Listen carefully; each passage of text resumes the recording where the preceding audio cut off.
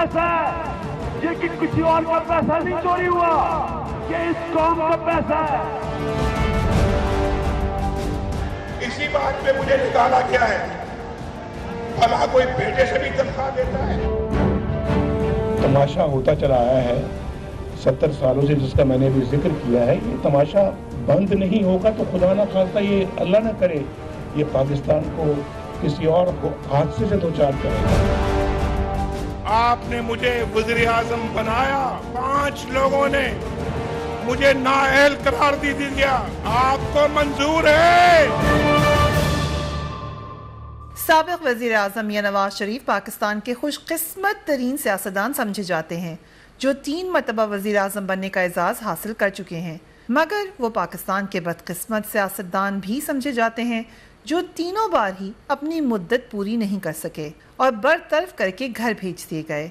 महाजराई नवाज शरीफ की सियासत की बुनियाद दिखाई देती है। अपोजिशन लीडर बेनज़ीर भुट्टो हों या सदर इसहाक खान और सदर फारूक लगारी, जनरल जहांगीर करामत या जनरल परवेज मुशर्रफ हों या चीफ जस्टिस सज्जाद अली शाह, नवाज शरीफ सबके साथ महाजराई में उलझते रहे। कभी कामयाबी हुई और कभी घर जाना पड़ा, मगर नवाज शरीफ पीछे नहीं हटे।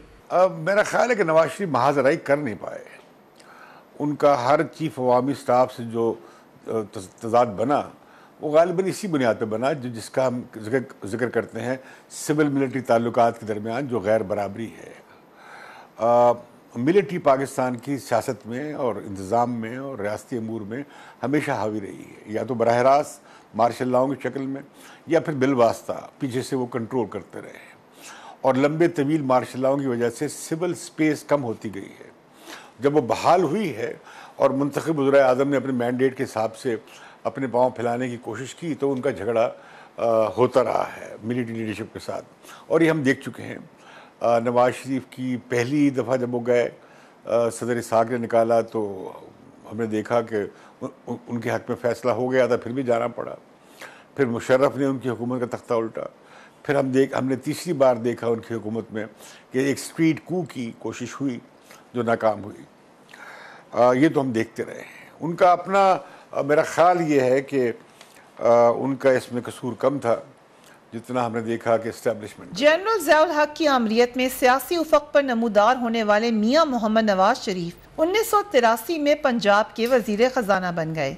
यही पंजाब आज तक उनकी सियासत का महवर बना हुआ है। इंतहाई तेजी से सियासी तरक्की की मंजिलें तय करते हुए वो सिर्फ 2 साल में पाकिस्तान के सबसे बड़े सूबे के वजीर आला के ओहदे पर फाइज हो गए। 1988 में जब जनरल ज़ियाउल हक ने वजीर आज़म मोहम्मद खान जुनेजो की हुकूमत बरतरफ की, तो नवाज शरीफ ने अपनी जमात के सदर जुनेजो के बजाय जनरल ज़ियाउल हक का साथ दिया।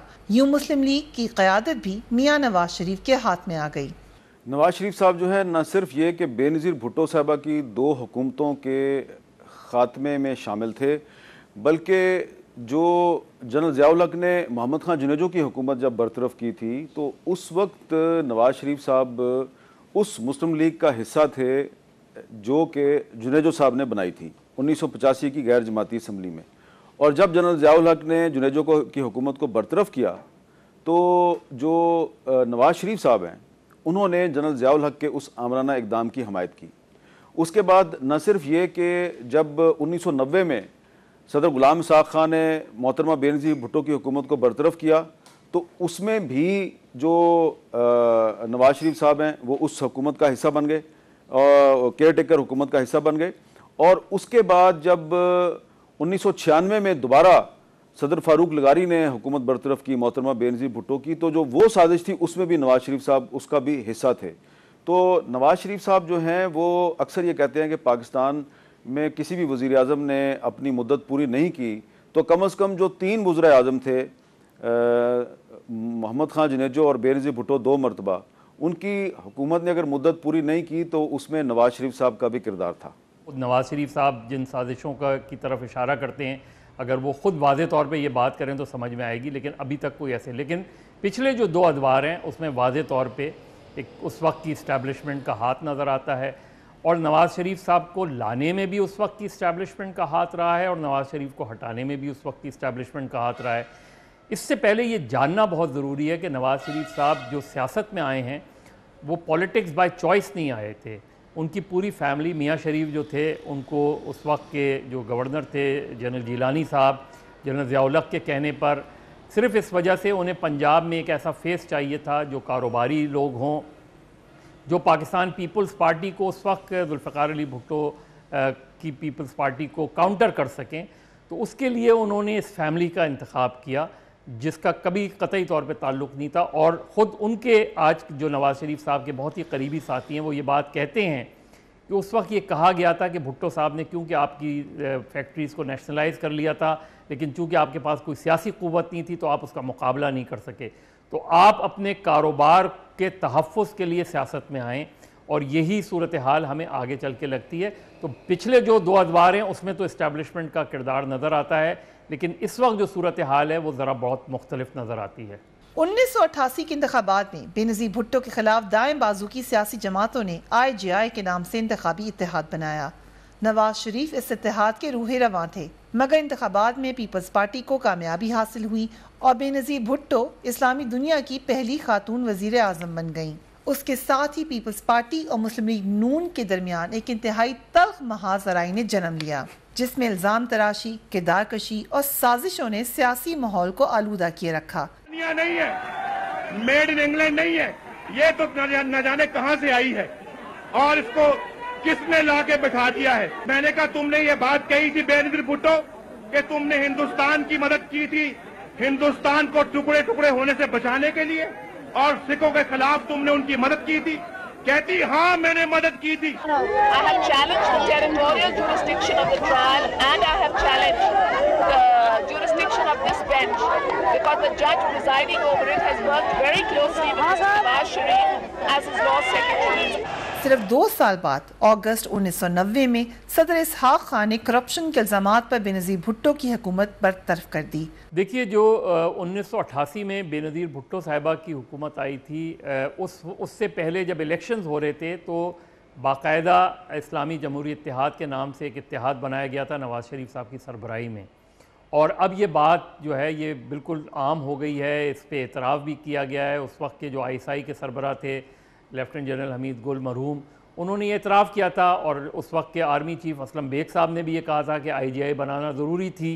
तो ये बात तो इस्टेब्लिश्ड है कि उस वक्त की जो इस्टेब्लिशमेंट है उसने IJI बनाई बेनज़ीर भुट्टो की हुकूमत को, जिनसे उन्हें ख़तरा था। और मैंने ख़ुद एक मरतबा हमीद गुल साहब से जब इंटरव्यू किया था उन्होंने ये बात की थी कि जी हमें ख़दशा था कि बेनज़ीर भुट्टो जो है इक़्तिदार में आके कहीं अपने वालिद का बदला ना लें कुछ फ़ौजी जनरल्स के साथ। लेकिन बाद में उन्होंने कहा कि बाद में हमारी ये थिंकिंग जो है ये गलत साबित हुई। लेकिन उस वक्त उन्होंने बेनज़ीर भुट्टो की हुकूमत को और बेनज़ीर भुट्टो की को कमज़ोर करने के लिए IJI बनाई और इंतखाबात को इस तरह मैनेज किया गया कि बेनज़ीर भुट्टो की पंजाब में अक्सरियत नहीं आ सकी। तो जो बेनज़ीर भुट्टो की गवर्नमेंट लाई गई वो उसमें इस्टेब्लिशमेंट ने जो है नवाज़ शरीफ साहब को मजबूत किया। और फिर उसके बाद जो उनके 18 महीने रहे बेनज़ीर भुट्टो के, उसके दौरान एक मरतबा तहरीक अदम एतमाद आई उनके ख़िलाफ़, उसको नाकाम बनाया गया। और फिर 1990 में जिस तरह हुकूमत ख़त्म की गई वो उससे हमें अंदाज़ा होता है कि उस वक्त इस्टेब्लिशमेंट के ज़रिए उन्होंने नवाज़ शरीफ को आगे किया, लेकिन इस्टेब्लिशमेंट ने बेनज़ीर भुट्टो की गवर्नमेंट का ख़ात्मा किया।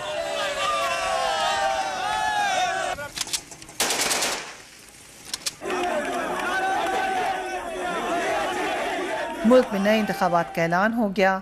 पीपल्स पार्टी ने असगर खान की तहरीक इस्तक़लाल, तहरीक नफास फ़िक़्ह जाफ़रिया और मुस्लिम लीग कासिम ग्रुप के साथ मिलकर पाकिस्तान जमहूरी इत्तेहाद तश्कील दिया।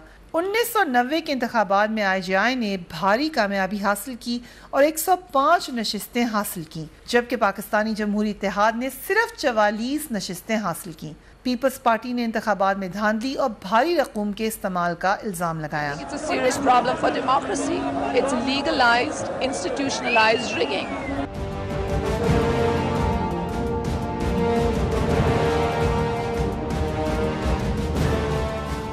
1996 में असगर खान ने सुप्रीम कोर्ट में एक मुकदमा दायर किया जिसमें उन्होंने इल्ज़ाम लगाया कि 1990 के इंतखाबात में PTA को हराने के लिए ISI ने सियासतदानों को भारी रकूम बतौर रिश्वत दी। 2012 में सुप्रीम कोर्ट ने इस केस का फैसला सुनाया और 1990 के इंतखाबात को गैर मुनसिफाना और बदउनवानी पर मबनी करार दिया। 1990 में जब वो हुकूमत में आए थे तो वो सबको पता है कि जो 1990 का इलेक्शन था वो एक रिग्ड इलेक्शन था और आईजीआई जो है वो उस वक्त आईएसआई ने बनाई थी। सदर गुलाम इसाक खान की निगरानी में फ़ौज और उसकी जो एजेंसियां हैं उन्होंने वो इत्तेहाद बनाया था और नवाज़ शरीफ साहब जो हैं वो एक साजिश के ज़रिए, एक रिग्ड इलेक्शन के ज़रिए इक़्तिदार में आए थे और आईएसआई के साबिक़ सरबराह जनरल असद दुरानी का जो हलफनामा है उससे आप इनकार नहीं कर सकते।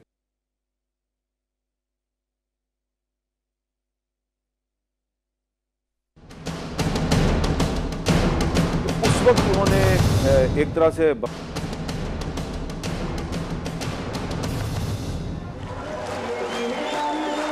1990 के इंतखाबात के नतीजे में मियां नवाज शरीफ पहली बार पाकिस्तान के वजीर आज़म तो बन गए, मगर एक साल के अंदर अंदर ही उनके सदर गुलाम इसहाक खान से इख्तलाफात पैदा होने लगे। 1993 में सदर गुलाम इसहाक खान ने आइन की दफा 58(2)B का इस्तेमाल करते हुए करप्शन और बदउनवानी के इल्जामात के तहत मियां नवाज शरीफ की हुकूमत को बरतरफ कर दिया और असेंबलियां तोड़ दी। इक़्तिदार के हवस में मुल्क के बेहतरीन मफादात को दाव पर लगाने वाले मोहलत और वार्निंग मिलने के बावजूद तबाहकुन रविश से हटने पर तैयार न हुआ। उनकी हटदर्मी, जिद और आकिबतना अंदेशी का कुछ अंदाजा आपको साबिक वज़ीर आज़म की कल की तकरीर से हो गया होगा। पीपल्स पार्टी को हमेशा अदलिया से यही गिला रहा है कि अदालतें उनके खिलाफ सख्त फैसले सुनाती रही हैं, जबकि मियां नवाज शरीफ के खिलाफ अदलिया का रवैया हमेशा नरम रहा है। सुप्रीम कोर्ट ने 1988 में सदर जनरल ज़ियाउल हक के हाथों जुनेजो हुकूमत और फिर 1990 में सदर गुलाम इसहाक खान के हाथों बेनज़ीर हुकूमत की पहली बरतरफी को तो गैर आइनी करार नहीं दिया, मगर नवाज शरीफ हुकूमत की बरतरफी को गैर आइनी करार देते हुए मई 1993 में उसकी बहाली का हुक्म जारी कर दिया। नवाज शरीफ बहाल तो हो गए, मगर सदर इसहाक खान ने उनके किए हुए फैसलों को मानने से इनकार कर दिया। इसके नतीजे में एक बहरान पैदा हो गया। चुनांचे army chief general Abdul Waheed Kakar के दबाव पर वजीर आज़म नवाज शरीफ और सदर गुलाम इसहाक खान दोनों को घर जाना पड़ा। देखिए, नवाज शरीफ साहब जो हैं उनके बारे में ये तासुर आम है कि वो पहले कुछ इदारों को, कुछ अफराद को इक़्तिदार में आने के लिए इस्तेमाल करते हैं और जब वो इक़्तिदार में आ जाते हैं तो फिर वो उनकी बात नहीं सुनते। तो ये तर्ज़ अमल हमने 1990 में देखा कि गुलाम इसहाक खान और फ़ौज और उसकी एजेंसियां जो हैं वो नवाज शरीफ साहब को इक़्तिदार में लेके आईं। इक़्तिदार में आने के बाद उन्होंने उनकी बात सुनने से इनकार कर दिया। तो ज़ाहिर बात है कि जब आप अपने क्रिएटर की बात सुनने से इनकार करेंगे, जिसने आपको क्रिएट किया है, तो फिर वो आपके खिलाफ कार्रवाई तो करेगा। तो ये एक दफ़ा हुआ, फिर दूसरी दफ़ा हुआ नवाज शरीफ साहब के खिलाफ, बार बार होता रहा, तो इसमें कोई शक नहीं। 1993 में फिर इंतखाबात हुए। इस बार बेनज़ीर भुट्टो ने अपनी जमात के एक सीनियर रहनुमा फारूक लगारी को सदर बनवाया ताकि 58(2)B के असरात से महफूज रह सकें, मगर 1996 में पीपल्स पार्टी की हुकूमत को दूसरी बार भी करप्शन के इल्जामात में उनके अपने ही सदर ने बरतरफ करके असेंबलियां तोड़ दी। हम भी जानते हैं कि पाकिस्तान में हर वजीर आज़म का इस्टेब्लिशमेंट के साथ तजाद रहा है। वजीर आज़म जो कि मुल्क का चीफ एग्जीक्यूटिव होता है, वो चाहता है कि वो पॉलिसी साजी करे और फैसले करे, लेकिन जो हमारी इस्टेब्लिशमेंट है, जिसमें सिविल भी है और जिसमें मिलिट्री भी है, वो उनका अपना एजेंडास हैं और वो अपने तौर पे सोचते हैं। लिहाजा इस वजह से तसादम बनता है, क्लैश बनता है। यकीनन ये बात दुरुस्त है कि नवाज शरीफ मिले ख़ुद पैदावार थे मार्शल लॉ की, ज़ियाउल हक की, और फिर वो बेनज़ीर को रोकने के लिए उन्हें मैदान में लाया गया और पंजाब में इलेक्शन रिग करके नवाज शरीफ को चीफ मिनिस्टर बनाया गया, वरना वो इलेक्शन जो था 1988 का, उसमें कोई सवाल नहीं बनता था कि बेनज़ीर हार जाती। इस तरह उनकी दूसरी हुकूमत के ख़िलाफ़ भी इन्होंने ये किया, और ये जो दोनों सियासतदानों के दरमियान जो कन्फ्लिक्ट आया, इसका बाहर क्या फ़ायदा इस्टेब्लिशमेंट को हुआ और इनकी हुकूमतें वक्त पूरा किए बगैर टूटती रही। फरवरी 1997 में फिर इंतखाबात हुए। मुस्लिम लीग ने कौमी असम्बली में 135 नशिस्तें हासिल की,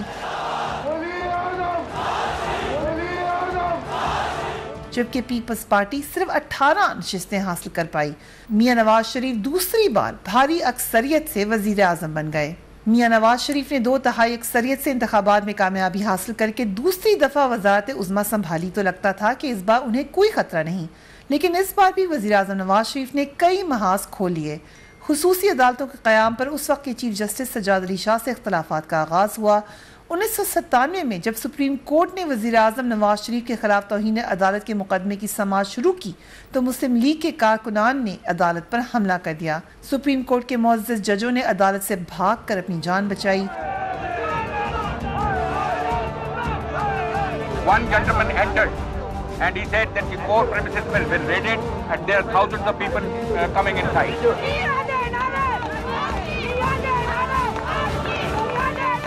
इस लड़ाई में वज़ीर आज़म नवाज शरीफ को कामयाबी हुई और चीफ जस्टिस सज्जाद अली शाह के खिलाफ उनके साथी जजेस ने बगावत कर दी। मगर उसके साथ ही कारगिल के मामले पर army chief general Pervez Musharraf से इख्तलाफात शुरू हो गए। अक्टूबर 1999 में जनरल परवेज मुशर्रफ ने उनका तख्ता उलट दिया। तो नवाज शरीफ साहब की जब महाज़ाराई वाली हम बात करते हैं तो बेनज़ीर भुट्टो के मुकाबले में नवाज शरीफ साहब ने कोशिश ये की कि आर्मी के साथ उनके ख़ास तौर पे उन्होंने अपने पसंद के आर्मी चीफ को लाने की कोशिश की और हमने देखा कि 92 में जो उनके जितने भी आर्मी चीफ्स गुजरे हैं उनके साथ उनके ताल्लुकात तल्ख़ ही रहे हैं, इंक्लूडिंग वो आर्मी चीफ्स भी जो वो ख़ुद लेकर आए थे। तो मेरा ख्याल है नवाज़ शरीफ साहब महाज़ाराई तो नहीं, लेकिन वो ये समझते हैं कि चूँकि वो पंजाब से बिलोंग करते हैं और पंजाब में उनकी मेजॉरिटी है तो शायद वो अपने आप को ज़्यादा असर्ट कर पाएंगे, लेकिन वो उसमें हर मरतबा नाकाम हो जाते हैं।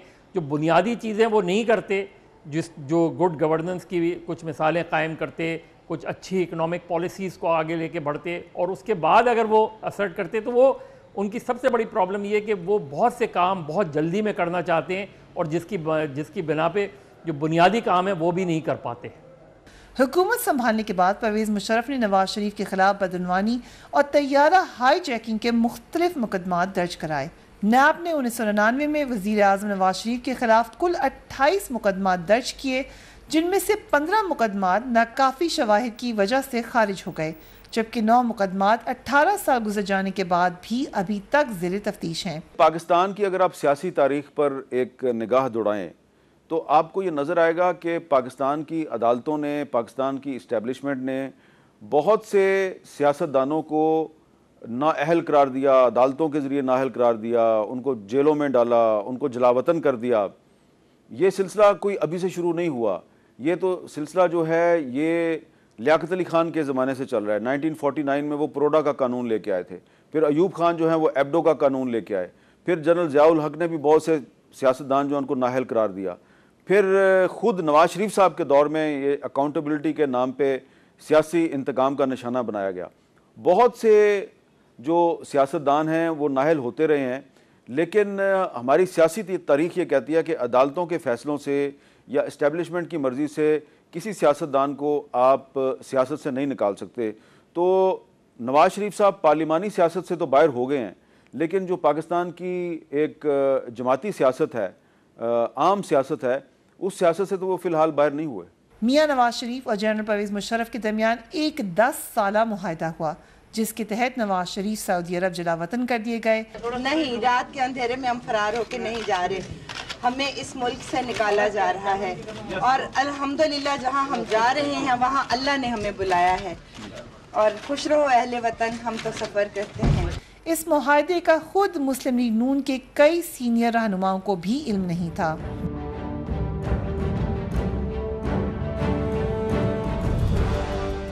बेनज़ीर भुट्टो पहले ही खुद साख्ता जलावतनी काट रही थी, अब जनरल परवेज मुशर्रफ का रास्ता साफ हो चुका था। उन्होंने मियां नवाज शरीफ के करीबी साथियों और पीपल्स पार्टी के पैट्रियट्स की मदद से 2002 में एक नीम जमहूरी हुकूमत कायम की।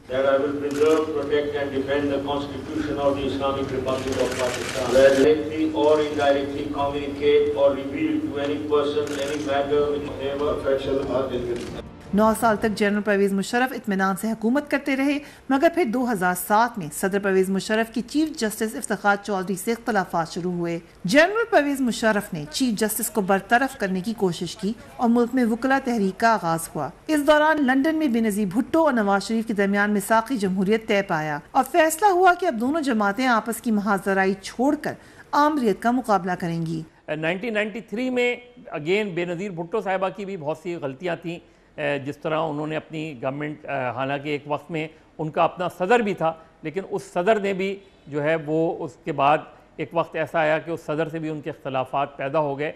लेकिन नवाज़ शरीफ साहब कहीं ना कहीं उसमें उनका इन्वॉल्वमेंट नज़र आता है, जिस तरह बेनज़ीर भुट्टो का एक दूसरे के ख़िलाफ़ वो उन साजिशों का हिस्सा रहे बदकिस्मती से, और इसी वजह से 2006 में जब इन्होंने मीसाक़े जमहूरियत पर दस्तखत किए तो दोनों ने ये इतराफ़ किया कि जो 90 की सियासत थी उसमें हम दोनों को इस्टेब्लिशमेंट ने इस्तेमाल किया, और ये बड़ी बात थी कि दोनों ने ये इतराफ़ किया और उसकी बिना पे मीसाक़े जमहूरियत जो है वो साइन हुआ। आज फिर मीसाक़े जमहूरियत की गुफ्तगू हो रही है, आज फिर एक नए सोशल कॉन्ट्रैक्ट की बात हो रही है।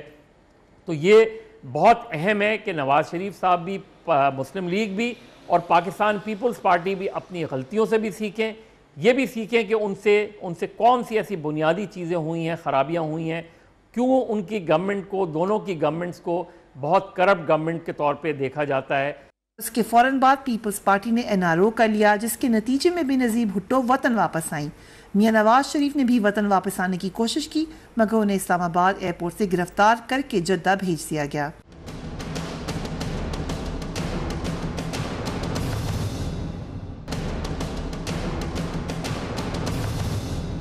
नवाज शरीफ दूसरी कोशिश में पाकिस्तान वापस आ गए।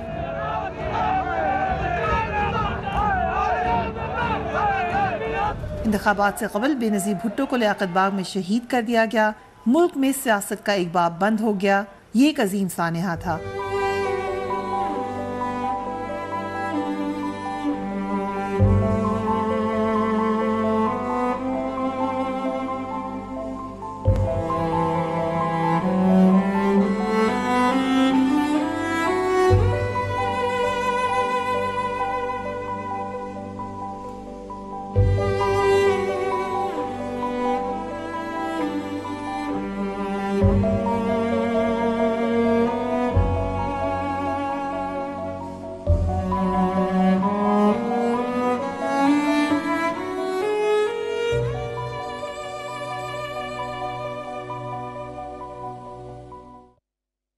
पीपल्स पार्टी 2008 के इंतखाबात में तो कामयाब हो गई, मगर ये 5 साल दौर हुकूमत पंजाब में पीपल्स पार्टी के जवाल का आगाज था।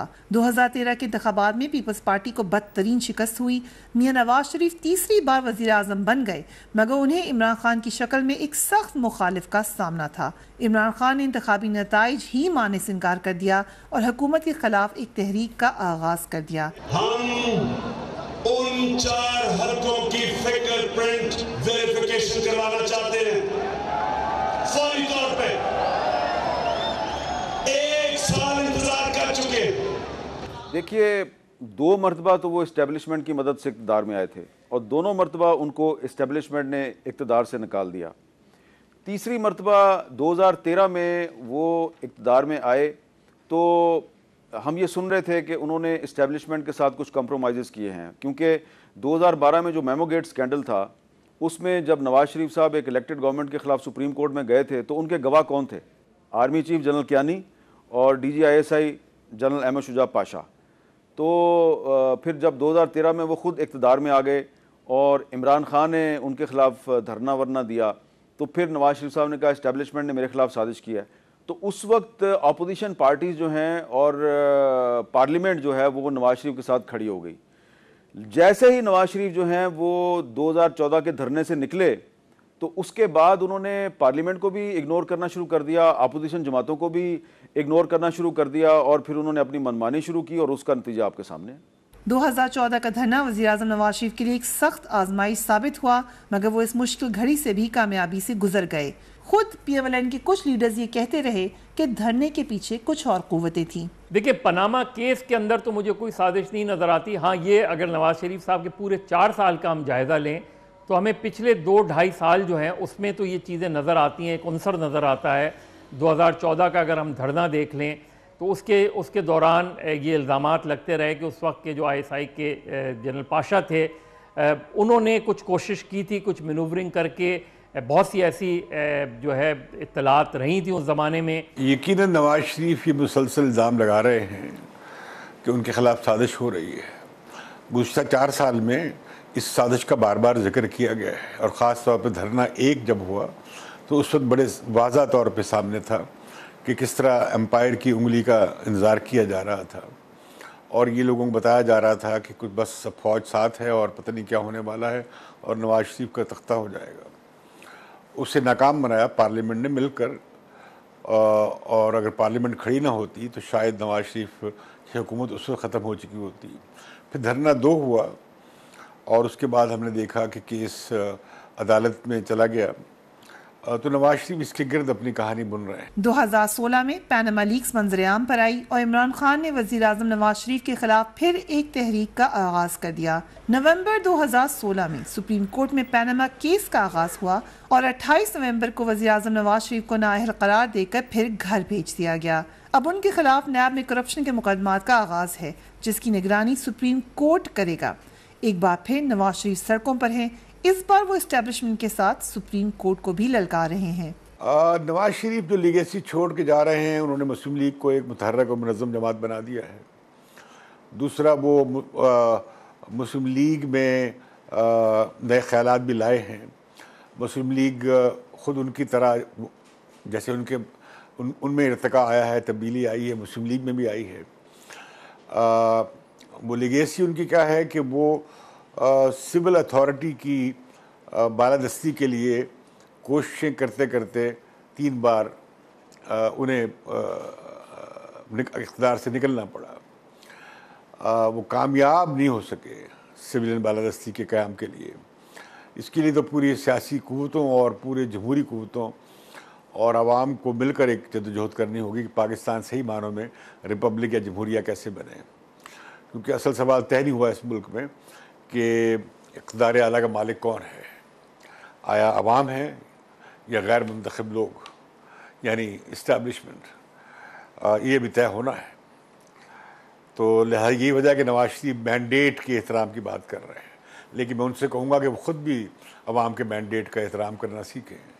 उन्हें सीखना चाहिए, क्योंकि उन्होंने भी ज़्यादा अवाम के मैंडेट का ज़्यादा एहतराम नहीं किया। पनामा के बाद की जो सूरत हाल है उसमें 100% जो नज़र आता है वो ये कि नवाज़ शरीफ न सिर्फ ये कि अपने केस का प्रॉपर दिफा कर सके, जो इल्ज़ामात उन पर आयद हुए उन इल्ज़ामात का सही मानों में वो दिफा नहीं कर पाए और गलती पे गलती वो करते चले गए। सबसे पहले उन्हें अपने आप को क्लियर करना था।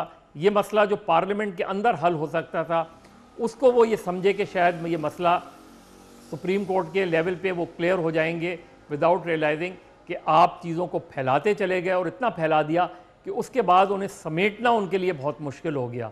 और उन्होंने किसी भी स्टेज पर ना सुप्रीम कोर्ट पे अदम एतमाद का इजहार किया और ना जो जॉइंट इन्वेस्टिगेशन टीम बनी थी JIT, उस पर किसी स्टेज पर अदम एतमाद का इजहार किया।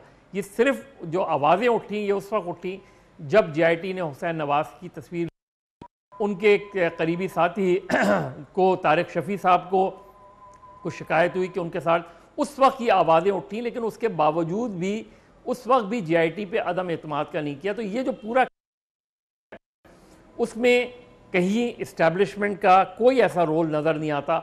अगर बिहाइंड द सीन कोई चीज़ हुई है जिसको नवाज शरीफ साहब साजिश कह रहे हैं, तो वो सिर्फ नवाज शरीफ साहब जानते हैं और उन्हीं को इस बात को बेनकाब करना चाहिए अगर कोई ऐसी बात है।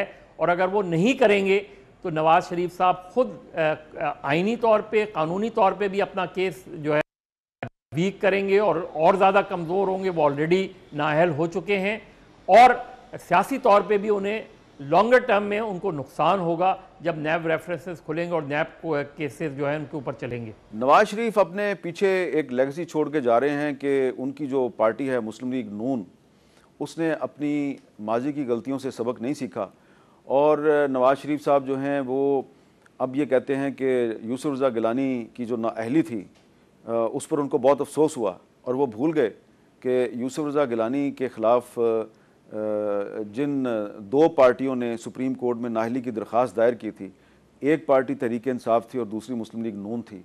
तो उनकी लेगेसी ये है कि जब वो हुकूमत में होते हैं तो वो अपने जो पुराने सियासी इत्तेहादी होते हैं या वो लोग जो उनके मोहसिन होते हैं या जिन्होंने उनकी मुश्किल वक्त में मदद की होती है वो उनको भूल जाते हैं। लेकिन जब वो खुद हुकूमत से निकलते हैं तो फिर वो अपने आप को मजलूम साबित करने की कोशिश करते हैं। अब एक ज़माना था नवाज शरीफ कहते थे ये जुल्फ़िकार अली भुट्टो जो है इसने पाकिस्तान तोड़ा है और ये भुट्टो की बेटी का नाम सुन के मेरा खून खौलता है। अब वही नवाज शरीफ अपने आप को जुल्फ़िकार अली भुट्टो की तरह मजलूम साबित करने की कोशिश करते हैं। वो अपने आप को एसोसिएट करते हैं कि जिस तरह की ज़्यादतियाँ बेनज़ीर भुट्टो के साथ हुई थी वही ज़्यादतियाँ मेरे साथ हो रही हैं। और आप देखिए कि ये तारीख़ का जबर है, ये मुकाफ़ात अमल है कि 1990 में बेनज़ीर भुट्टो साहबा पे 58(2) भी लगी थी तो पीपल्स पार्टी के कारकुनों ने मोहसिन नकवी की नज़म जो है उसका एक जो मिसरा था उसको अपना सियासी नारा बना लिया था, या अल्लाह या रसूल बेनज़ीर बेकसूर। और आज 27 साल के बाद नवाज शरीफ साहब को सुप्रीम कोर्ट ने निकाला है तो उनके कारकुन ये कह रहे हैं या अल्लाह या रसूल नवाज शरीफ बेकसूर। तो नवाज शरीफ जो है वो बेनज़ीर भुट्टो बनने की कोशिश कर रहे हैं। नवाज शरीफ को चाहिए कि वो नवाज शरीफ बन के रहें। नवाज शरीफ महाजराई की सियासत के माहिर समझे जाते हैं, मगर इस बार फ़र्क ये है कि उनकी हुकूमत बरतरफ करने वाला कोई फौजी डिक्टेटर नहीं बल्कि पाकिस्तान की सबसे बड़ी अदालत है और ये सब कुछ उनकी अपनी हुकूमत के दौर में हुआ है। क्या नवाज शरीफ एक बार फिर किस्मत के धनी साबित होंगे या तारीख का हिस्सा बन जाएंगे? इसका फैसला बहरहाल चंद माह में हो जाएगा।